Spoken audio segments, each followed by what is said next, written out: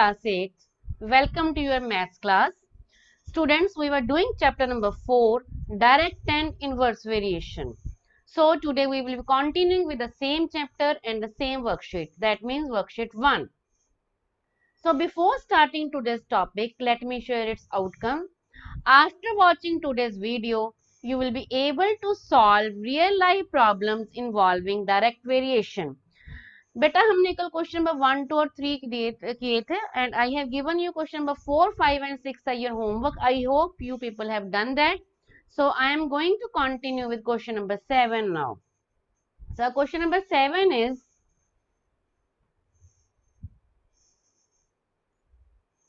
if the weight of 5 sheets of paper is 20 gram, how many sheets of the same paper would weigh 2.5 kg? बेटा यहाँ पे हमें पूछा क्या गया, सबसे पहले मैंने आपको कहा था अच्छे से स्टेटमेंट रीड करोगे. यहाँ पे पूछा गया how many sheets of the same paper. It means we have to find the number of sheets. So we will let here that let number of sheets be x. अब number of sheets हमें पता लग गया, हमें relationship find out करना है कि इन दो क्वांटिटीज के बीच में there is a relationship between the number of sheets and the weight. Number of sheets और वेट के बीच में यहाँ पे रिलेशनशिप है.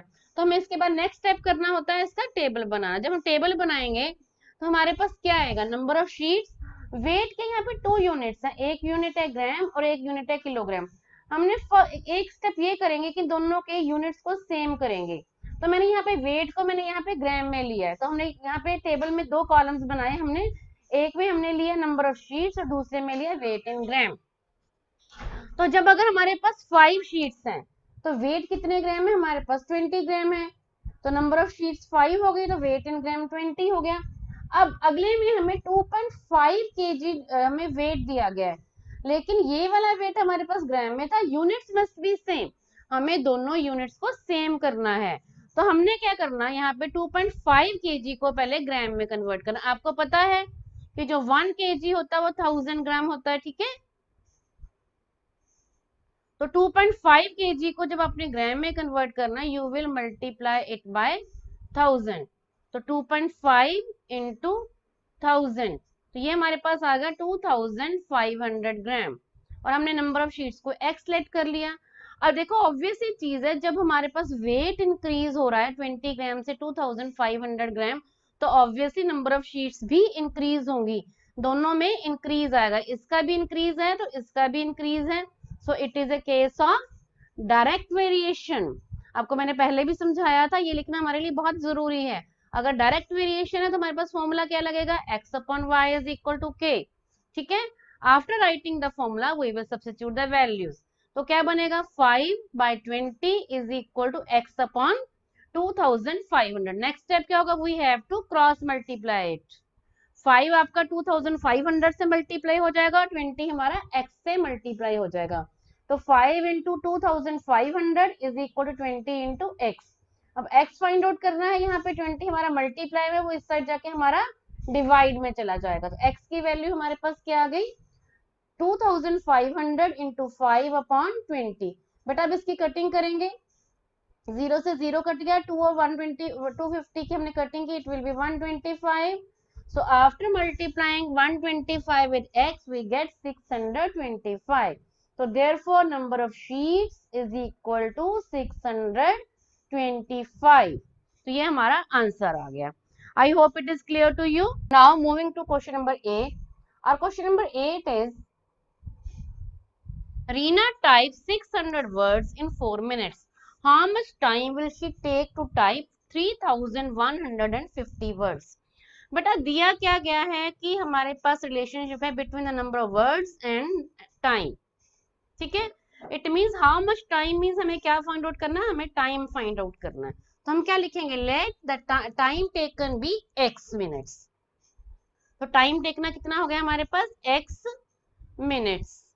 अब रिलेशनशिप हमारे पास किस किस के बीच में है, रिलेशनशिप हमारे पास है बीच में टाइम. टाइम किस में लेना, हमने मिनट्स में, एंड नंबर ऑफ वर्ड्स. तो हमारे पास अगर 4 मिनट्स टाइम कितने वर्ड्स को टाइप करने के लिए लग रहा है, 600 वर्ड्स को, है ना. और how much time, second time हमें क्या पूछा गया है कि 3150 वर्ड्स को टाइप करने के लिए कितना टाइम लगेगा। हमने उसको एक्स सेलेक्ट किया। ऑब्वियसली बच्चे जब नंबर ऑफ वर्ड्स ज्यादा टाइप करने हैं तो हमारे पास टाइम भी ज्यादा होगा। With the increase in the number of words our time will also increase. So it is a case of direct variation. अगर डायरेक्ट वेरिएशन का केस है तो फॉर्मूला लगा दिया हमने, x upon y is equal to k. Now substituting the values, क्या आ जाएगा बच्चे 4 अपॉन 600, क्योंकि फर्स्ट केस में x 4 था, y तो ये हमारे पास x है, ये y है ना। फर्स्ट केस में x 4 है और y 600 है, और सेकंड केस में इसको हमने x सेलेक्ट किया और ये 3150 है हमारे पास y। तो वैल्यू सब्स्टिट्यूट करने के बाद हमारा नेक्स्ट स्टेप है टू क्रॉस मल्टीप्लाई इट। तो हमारे पास क्या होगा 4 into 3150 is equal to 600 into x. Cross multiply हो गया, 4 के साथ 3150 मल्टीप्लाई हो गया और x के साथ 600। अब जब हमें x फाइंड आउट करना है तो यहाँ पे 600 मल्टीप्लाई में वो इस साइड जाके हमारा डिवाइड हो जाएगा। We will get x is equal to 3150 into x upon 600। अब हम इसकी कटिंग कर देंगे, 0 की 0 से कटिंग हो गई, 4 1 जार 4, 4 1 जार 4, 4 5 जार 20, 15 1 जार 50, यहाँ पे कटिंग करके 21। तो देयरफॉर हमारे पास x आ गया 21, hence time taken is equal to 21 minutes. Now moving on to question number 9। Our question number 9 is Rohan takes 14 steps in covering a distance of 2.8 meters. What distance would he cover in 150 steps? बेटा पूछा क्या गया है what distance, it means हमने distance covered को x metre लेना है, ठीक है। पूछा क्या गया है what distance would be covered in 150 steps। तो यहाँ पे रिलेशनशिप किसके बीच में है, नंबर ऑफ स्टेप्स और डिस्टेंस कवर्ड के बीच में। तो हमारे पास टेबल क्या बन गया, number of steps and distance in metres. याद रखो यहाँ पे यूनिट्स आते हैं, वहां पे आपने यूनिट साथ में मेंशन करने हैं, ठीक है। तो फर्स्ट केस में 14 स्टेप्स में कितना डिस्टेंस कवर हुआ 2.8 मीटर्स, और 150 स्टेप्स में कितना डिस्टेंस कवर होगा वो हमें फाइंड आउट करा, तो उसको हमने एक्स सेलेक्ट किया है।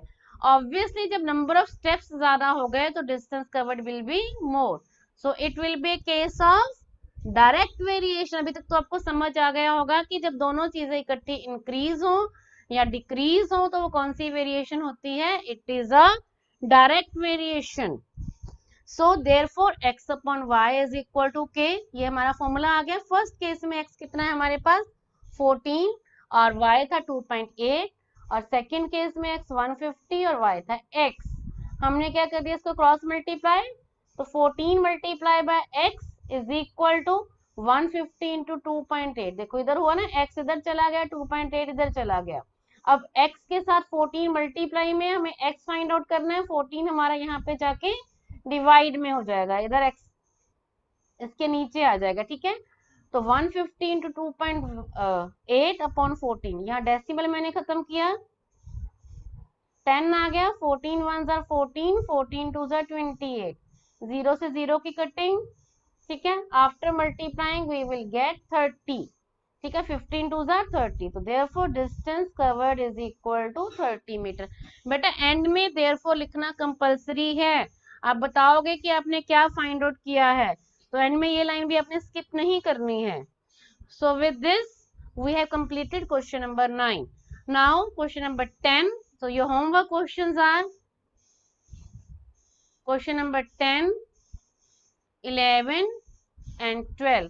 I hope you will be able to do these questions, and we will be meeting again with our questions related to the topic inverse variations. Thank you beta.